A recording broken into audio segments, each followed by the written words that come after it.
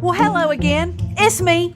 Now, I only have a minute, but I wasn't sure you heard what happened to Birdie. I'll start by saying he's okay. They discharged him from the fix and stitch yesterday. And if you haven't signed up to bring a casserole, there's still time. But let me get right to it. My husband Bill's already given me his hurry up face. So, here's what happened. Now, to those of you just visiting, you might not even know Birdie. He's about the sweetest soul that ever walked barefoot to church. It's true, he goes everywhere barefoot. After a while, it stops being weird.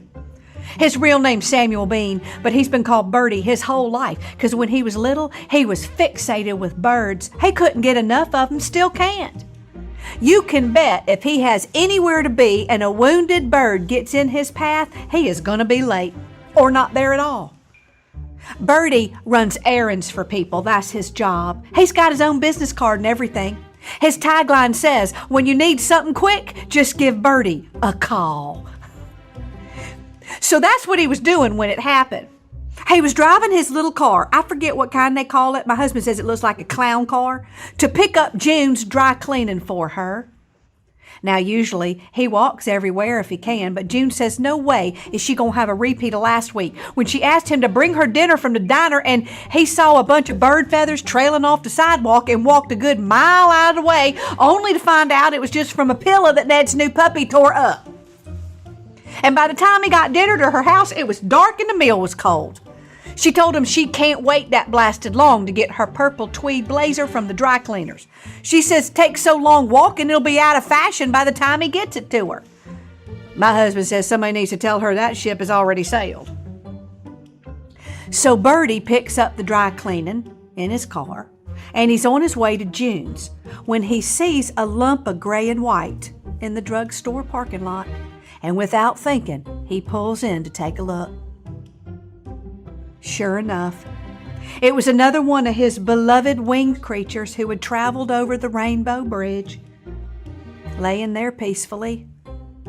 It was too late to save her, but he could make sure she had a proper burial. June would understand. So Birdie takes her and drives her over to the vet so they can bury her in the cemetery out back, reserved for pets and Birdie's finds. And he's got the sweet Pigeon wrapped up in a blanket and cradled in his lap. And he's sitting there in his car in the parking lot taking a moment to say his last words, hoping she'd lived a good life and that the end had been brief and painless. And that's when he heard an odd sound, not coming from the car, he'd already stopped, but coming from his lap. What kind of sound?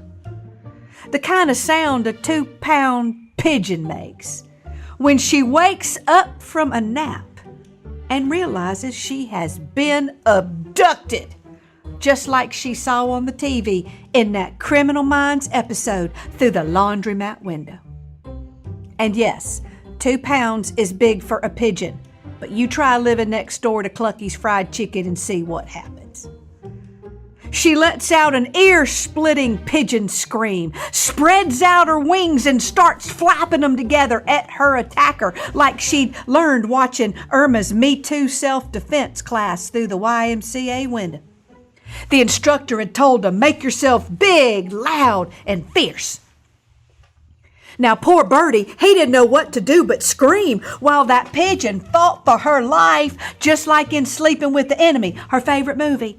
She tried to remember the moves that instructor had taught him, the elbow strike. Nope, can't do that. Impossible if you don't have arms. But there was one move she could do. She could go for the groin. And that pigeon dove straight into Birdie's winky. You could hear him screaming clear down the street. She was just about to try the next move, and her beak was all poised to go for the eyes when the vet finally ran out, threw open the door, and tranquilized the pigeon. Her last thought was, don't put me in the trunk. Please don't put me in the trunk.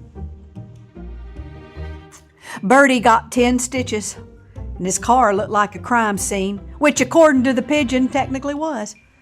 And the worst was June's purple tweed suit. Well, it was now covered in pigeon poop and feathers. The vet said later that she was classified as a wild pigeon. We all agreed that pigeon sure was wild.